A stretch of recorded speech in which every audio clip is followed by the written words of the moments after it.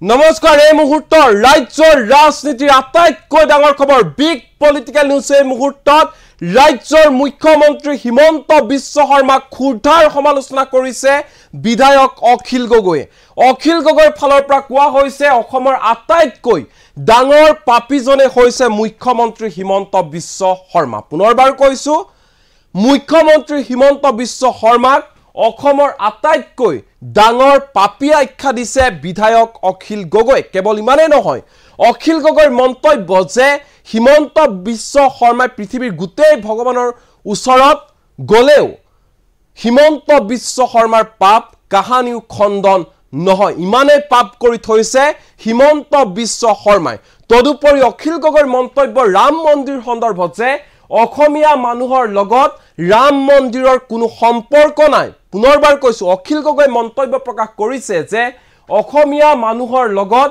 ৰাম মন্দিৰৰ কোনো সম্পৰ্ক নাই অসমীয়া মানুহৰ লগত কেৱল মাত্ৰ নামঘৰৰহে সম্পৰ্ক আছে এনে ধৰণে মন্তব্য কৰি হিমন্ত বিশ্ব শৰ্মাৰ বিৰুদ্ধে সৰব হল বিধায়ক অখিল গগৈ তদুপৰি কেবাটা বিস্ফোৰক মন্তব্য কৰিলে হিমন্ত বিশ্ব শৰ্মা সন্দৰ্ভত বিধায়ক অখিল গগৈ কি কৈছে সকলোবোৰ এই মুহূৰ্তত এটু জেড জনাবলৈ চেষ্টা কৰিম এনি টক্সৰ দৰ্শকক এই মুহূৰ্তত জনাইছো এই ডাঙৰ খবৰ অসমীয়া মানুহৰ লগত ৰাম মন্দিৰৰ কোনো সম্পৰ্ক নাই মন্তব্য কৰিছে অখিল গগৈ অসমীয়া মানুহৰ লগত নামঘৰৰহে সম্পৰ্ক আছে আমি ভক্তিবাদ মহাপুৰুষীয়া পৰম্পৰাকে বিশ্বাস কৰো আমি শংকৰদেৱ আৰু মাধৱদেৱকে গুৰু হিচাপে মানো আমি নামঘৰত সেৱা কৰিলে সকলো হৈ যায় ভগৱানক পাবলৈ যজ্ঞ পাতি লাভ নাই জাক জমকতা কৰি থকাৰ কোনো ধৰণৰ প্ৰয়োজন নাই হিমন্ত বিশ্ব শৰ্মা পাণ্ডা পৰিয়ালৰ কাৰণে সদায় যজ্ঞৰ কথা কৈ থাকে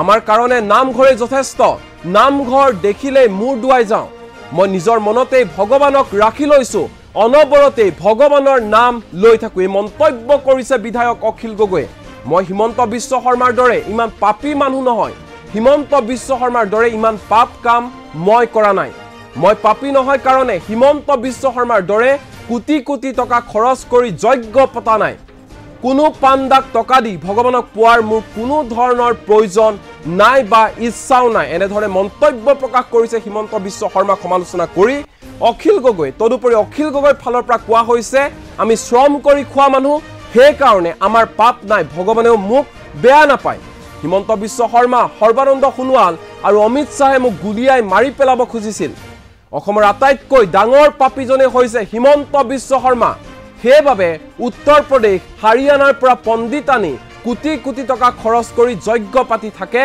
হিমন্ত বিশ্ব শৰ্মাই ভগৱানৰ ওচৰত গৈ হিমন্ত বিশ্ব শৰ্মাই কি কয় হেয়া ভাবিহে আচৰিত হওঁ পৃথিৱীৰ সকলো ভগৱানৰ ওচৰত গলেও হিমন্ত বিশ্ব শৰ্মাৰ পাপ কেতিয়াও খণ্ডন নহয় এনে ধৰণে মুখ্যমন্ত্ৰী হিমন্ত বিশ্ব শৰ্মাক খুৰধাৰ সমালোচনা কৰিছে বিধায়ক অখিল গগৈৰ ফালৰ পৰা কোৱা হৈছে অসমৰ আটাইতকৈ পাপী মানুহজনে হৈছে হিমন্ত বিশ্ব শৰ্মা ইমানেই পাপ কৰি থৈছে যে হিমন্ত বিশ্ব শৰ্মা যদি পৃথিৱীৰ সকলো ভগৱানৰ ওচৰলৈ যায় যজ্ঞ পাতে তেতিয়াও হিমন্ত বিশ্ব শৰ্মাৰ পাপ কেতিয়াও খণ্ডন নহয় এনে ধৰণে মন্তব্য প্ৰকাশ কৰিছে অখিল গগৈয়ে তদুপৰি অখিল গগৈৰ ফালৰ পৰা কোৱা হৈছে মই হিমন্ত বিশ্ব শৰ্মাৰ দৰে ইমান পাপী মানুহ নহয় হিমন্ত বিশ্ব শৰ্মাৰ দৰে মই ইমান পাপ কাম কৰা নাই মই নিজৰ মনতে ভগৱানক ৰাখি লৈছো অনবৰতে ভগৱানৰ নাম লৈ থাকো মই পাপী নহয় কাৰণে হিমন্ত বিশ্ব শৰ্মাৰ দৰে কোটি কোটি টকা খৰচ কৰি আনকি যজ্ঞ পতা নাই কোনো পাণ্ডাক টকা দি ভগৱানক পোৱাৰ মোৰ কোনো প্ৰয়োজন নাই মোৰ ইচ্ছাও নাই আমি শ্ৰম কৰি খোৱা মানুহ খাতি খোৱা মানুহ সেই কাৰণে আমাৰ পাপ নাই ভগৱানে মোক বেয়া নাপায় এনে ধৰণে মন্তব্য প্ৰকাশ কৰিছে বিধায়ক অখিল গগৈয়ে তদুপৰি ৰাম মন্দিৰ সন্দৰ্ভত স্পষ্ট স্থিতি অখিল গগৈৰ যে অসমীয়া মানুহৰ লগত ৰাম মন্দিৰৰ কোনো ধৰণৰ সম্পৰ্ক নাই অসমীয়া মানুহৰ লগত কেৱল মাত্ৰ নামঘৰৰহে সম্পৰ্ক আছে এই মুহূৰ্তত অখিল গগৈৰ ভাষ্য আমাৰ লগত আছে কি কৈছে শুনো আহক মানুহৰ লগত ৰাম মন্দিৰৰ কোনো সম্পৰ্ক নাই হে অসমীয়া মানুহৰ লগত সম্পৰ্ক আছে নামঘৰৰ আমি শংকৰী পৰম্পৰাত বিশ্বাস কৰোঁ আমি মহাপুৰুষীয় পৰম্পৰাত বিশ্বাস কৰোঁ আমি ভক্তিবাদত বিশ্বাস কৰোঁ আমি শংকৰদেৱ আৰু মাধৱদেৱক আমি গুৰু হিচাপে মানো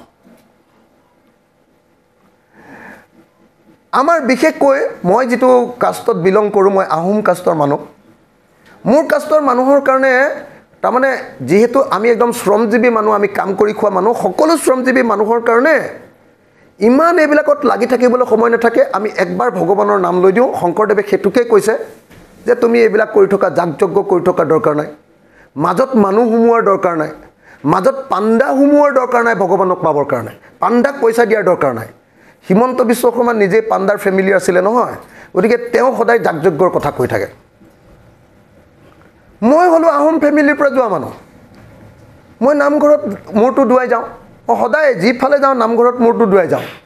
গতিকে লগে লগে মই ভগৱানক পাই গ'লোঁ। আৰু মই নিজৰ ভিতৰতে ভগৱানক পুহিয়ে ৰাখিছোঁ। অনবৰতে মই ভগৱানৰ নাম লওঁ যেতিয়াই মন যায়। আৰু মই ইমান পাপ কৰা নাই যে হিমন্ত বিশ্ব শৰ্মাৰ নিচিনাকৈ, হিমন্ত বিশ্ব শৰ্মাৰ নিচিনা মই ইমান পাপী নহয় যে মই কোটি কোটি টকা খৰচ কৰি যাগযজ্ঞ পাতি থাকিব লাগিব আৰু কোনোবা পাণ্ডাৰ পৰা মই আশীৰ্বাদ লৈ মই ভগৱানক পাব লাগিব। এইটো এনেকুৱা ধৰণৰ কাম কৰাৰ মোৰ কোনো প্ৰয়োজন নাই। মই জাষ্ট ভগৱানৰ নাম এটা লৈ দিওঁ, মোক ভগৱানে সদায় প্ৰাপ্তি দি আছে। নহ'লেতো হিমন্ত বিশ্ব শৰ্মাই মোকতো গোটেই জীৱন জেলত দিব খুজিছিলে আৰু কা আন্দোলনৰ সময়ত গুলিয়াই মাৰিব খুজিছিলে হিমন্ত আৰু সৰ্বানন্দনে মোক। অমিত শ্বাহ, হিমন্ত বিশ্ব শৰ্মা আৰু সৰ্বানন্দই মোক গুলিয়াই মাৰিব খুজিছিলে। বচালে কোনে? বচালে অসমৰ জনতাই, আৰু বচালে এই যে মই নামঘৰত মূৰটো দুপিয়াওঁ, সেইকাৰণে মই বাচিলোঁ। তেওঁৰ নিচিনাকৈ মই ইমান পাপ কৰি থোৱা নাই। অসমৰ আটাইতকৈ ডাঙৰ পাপিষ্ঠজনৰ নাম হিমন্ত বিশ্ব শৰ্মা, হয়নে নহয় কওক আপোনালোকে? হয়নে নহয়? চব ছাইডৰ পৰা আপোনালোকে চক, হয়নে নহয় চক আপোনালোকে?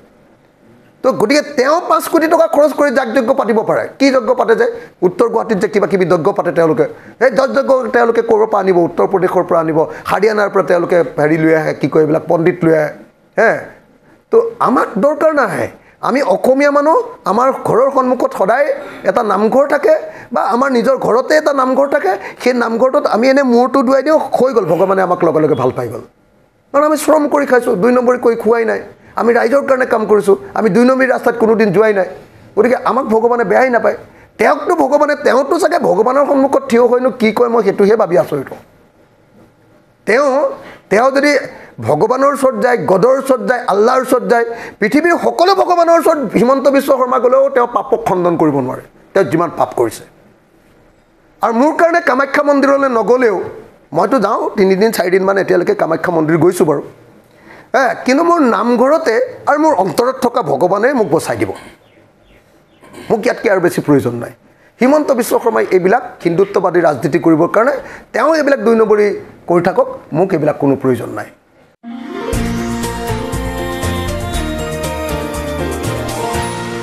এনিটক্স, সোঁতৰ বিপৰীতে ৰাইজৰ স্বাৰ্থত।